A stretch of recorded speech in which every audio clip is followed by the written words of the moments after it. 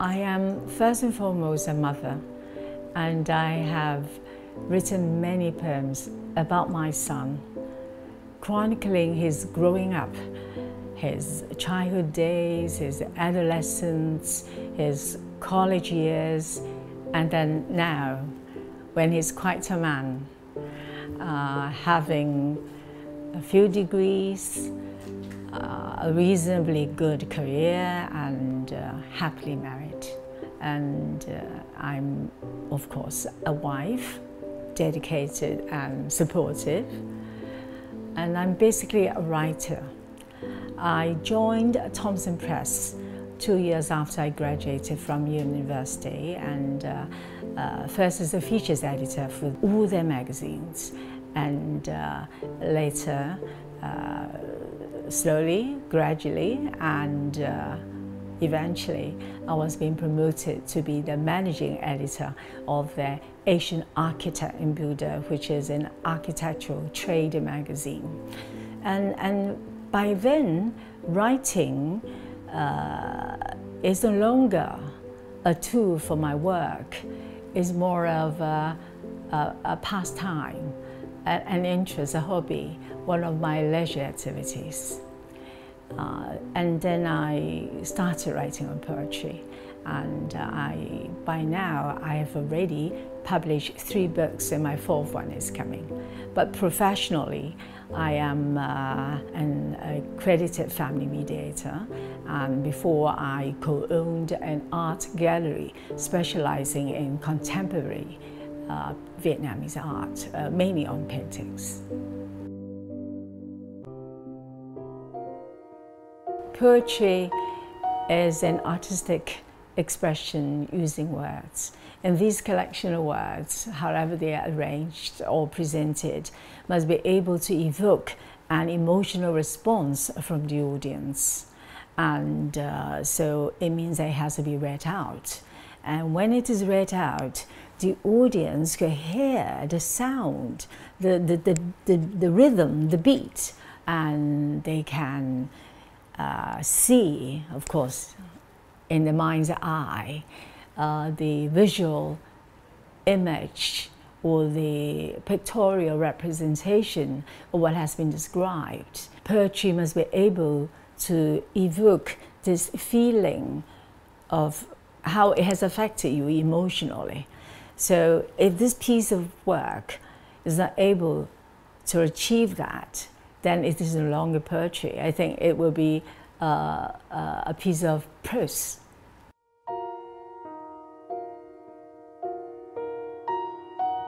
I think it is very difficult to pinpoint at which particular time, how or when I started wanting to write poetry. I think I have always enjoyed reading since young, and I was able to build up a very strong and robust vocabulary.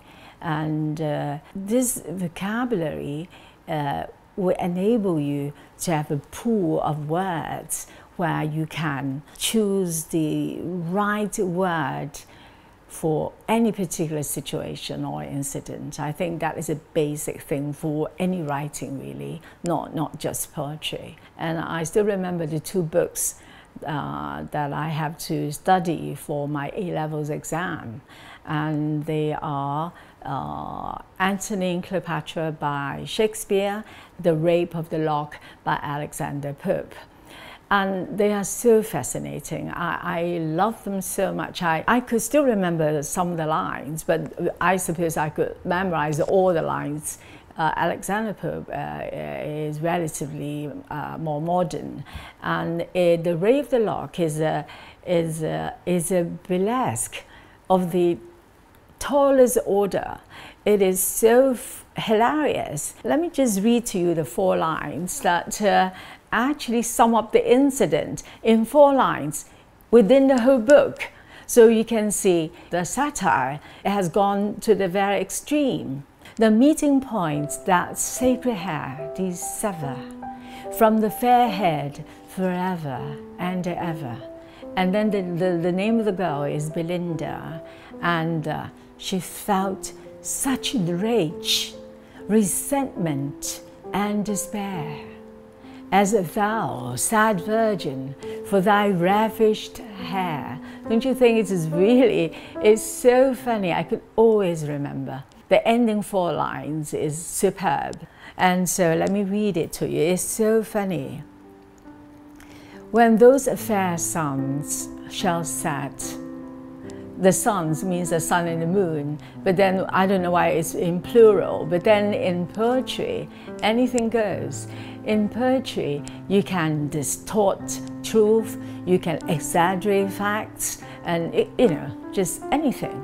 When those fair suns shall set, as set they must, and all those tresses, the hair, shall be laid in dust.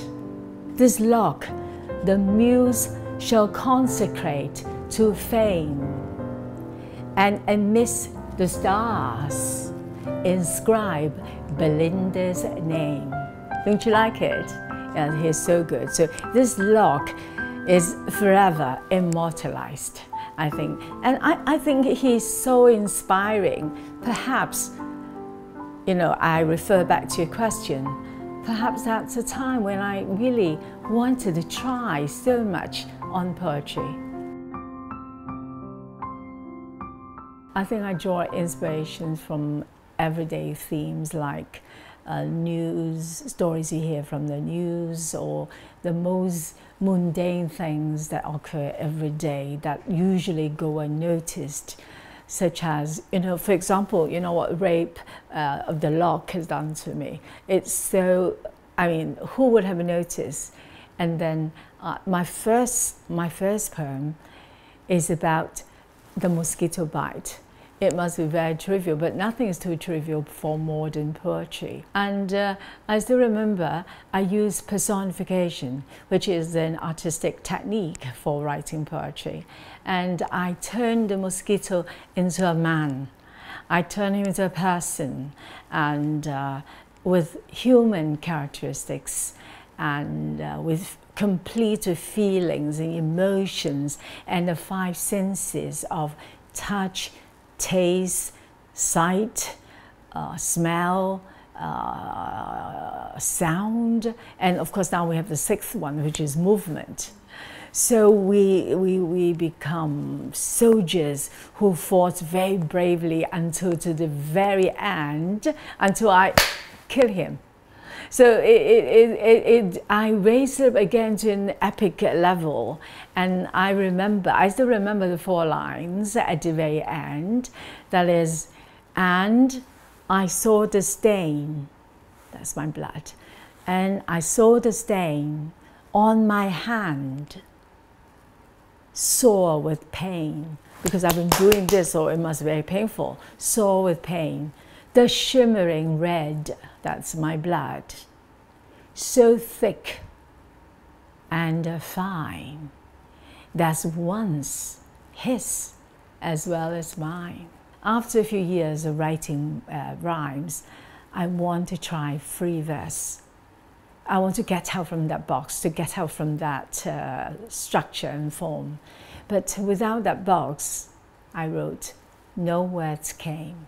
And that is a very difficult journey, but that's the time when my husband came in, and he has been helping me along.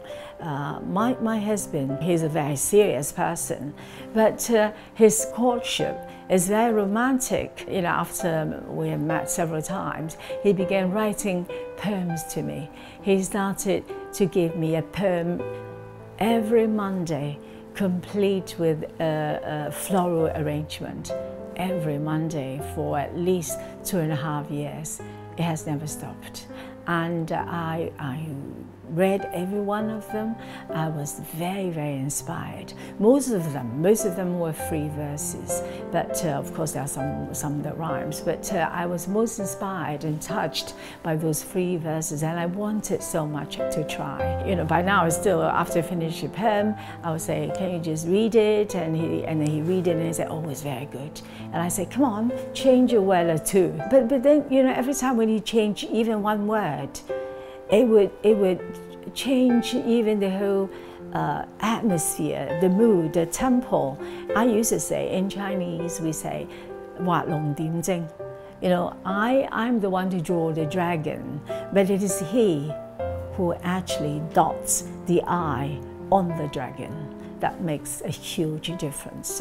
So my husband is really my walking stick as we walked through my journey of writing poetry.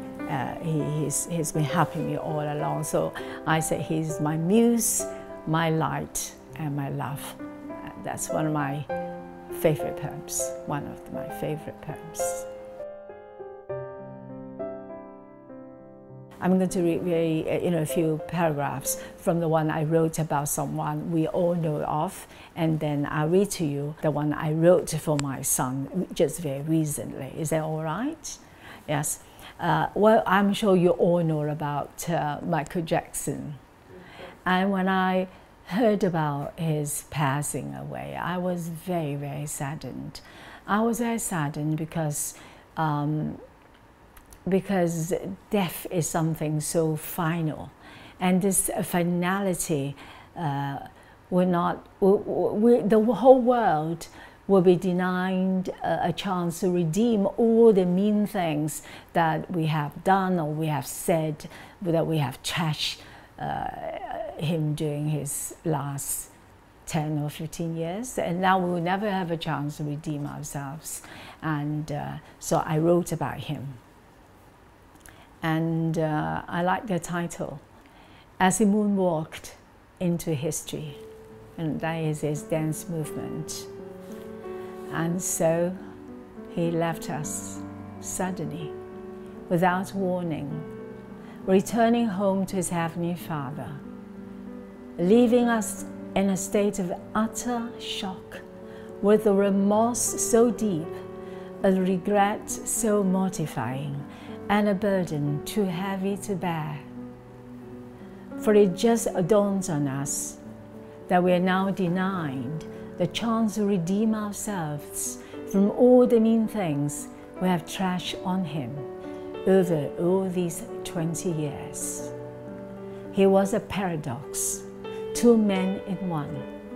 We worship the hero in his golden days and sneered at the freak he later became. He was a paradox, two men in one.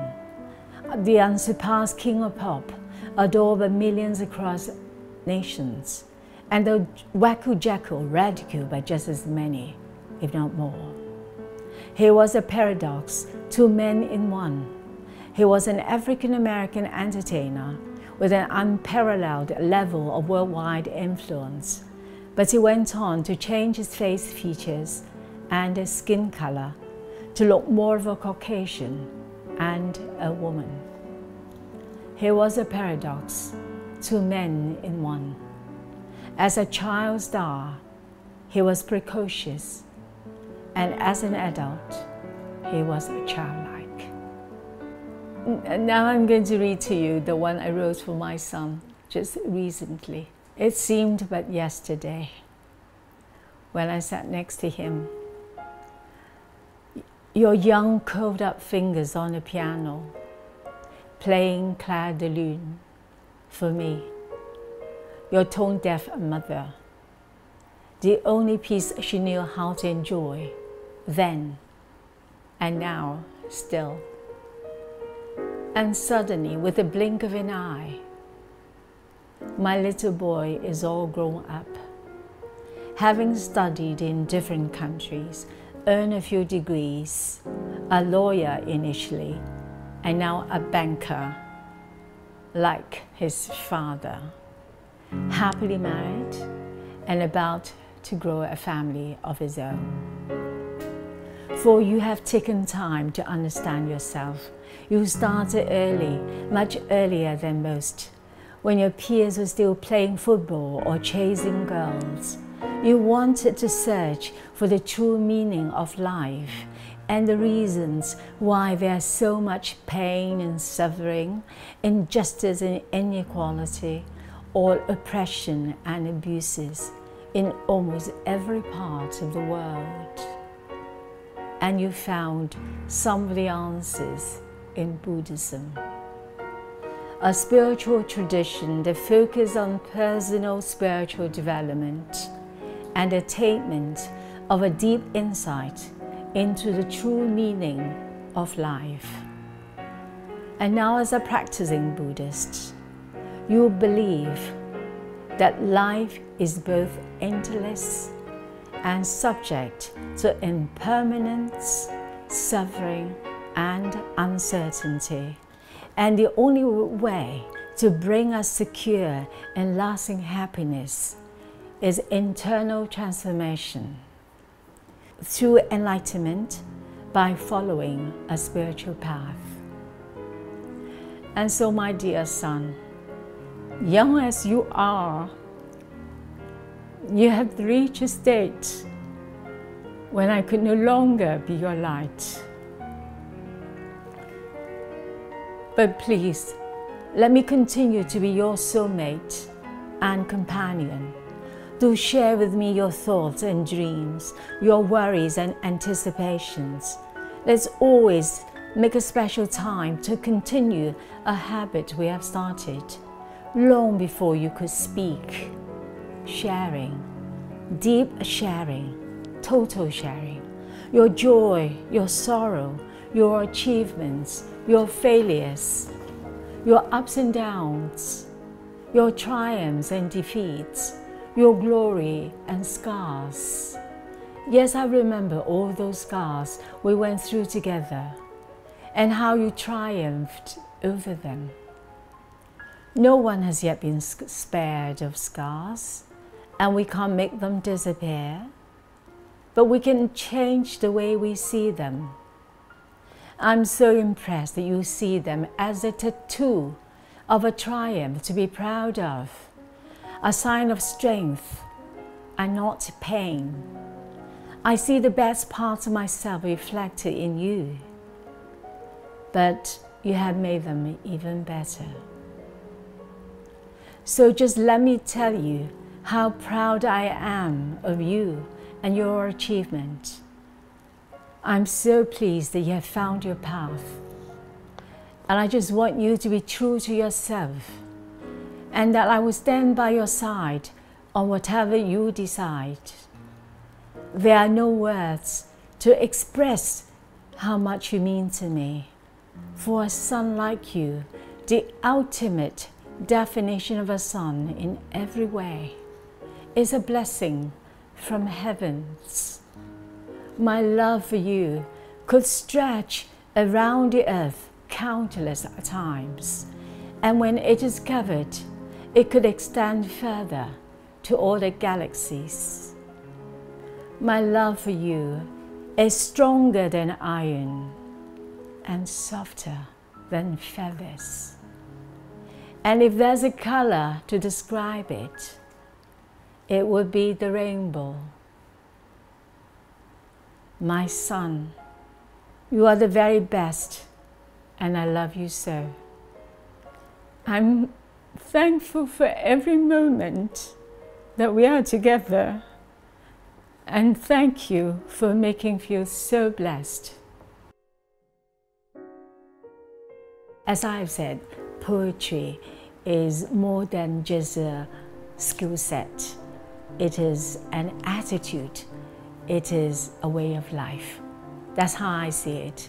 So I've been living poetry every single day, and I'm able to appreciate the most mundane things, and I am able to maintain this childlike state of awe and wonder, this sense of amazement and excitement over little things. Because you see, we are just very ordinary people, and we don't have that many great moments in a lifespan.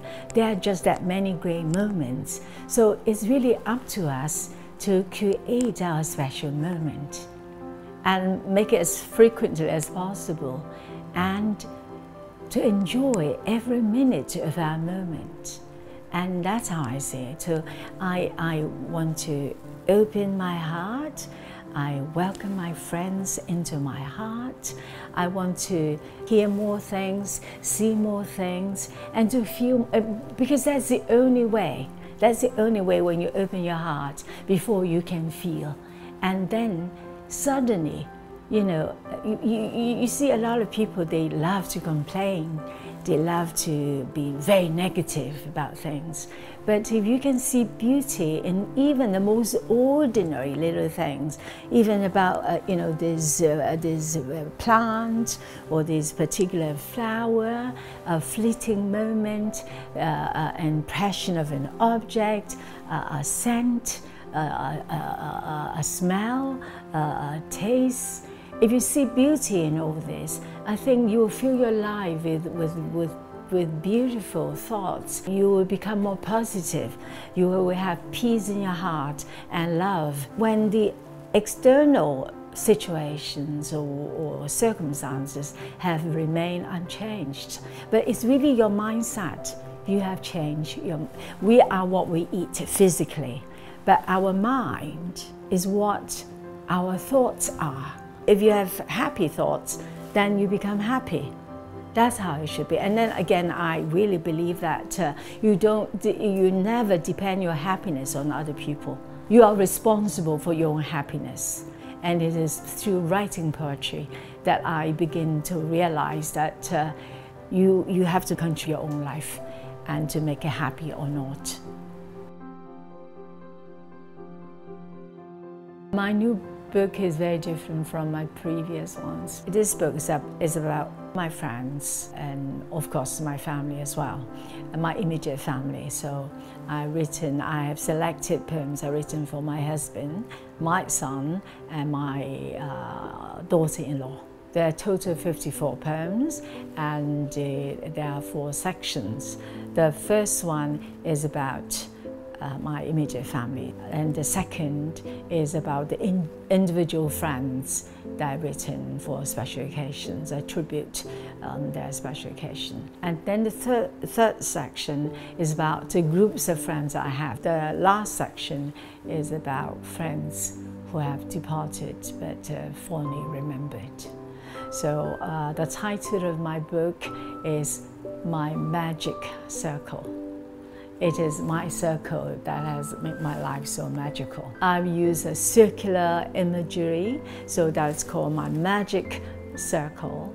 And for the subtitles, I also use a circular imagery. And the first one, it is called A Circle of Endless Love.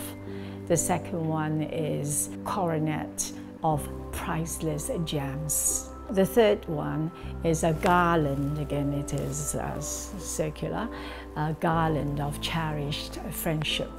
And the last one is a halo of gentle souls. I have invited my husband to write the foreword for me. My son and my daughter, they have written prologue for me. And I've also invited 6 friends to write preface for me. There will be 9 pieces of essays for you to read about before you go on to read my poems. So I hope you will like the book. It will come out in November, and where we will be having the book launch in Hong Kong.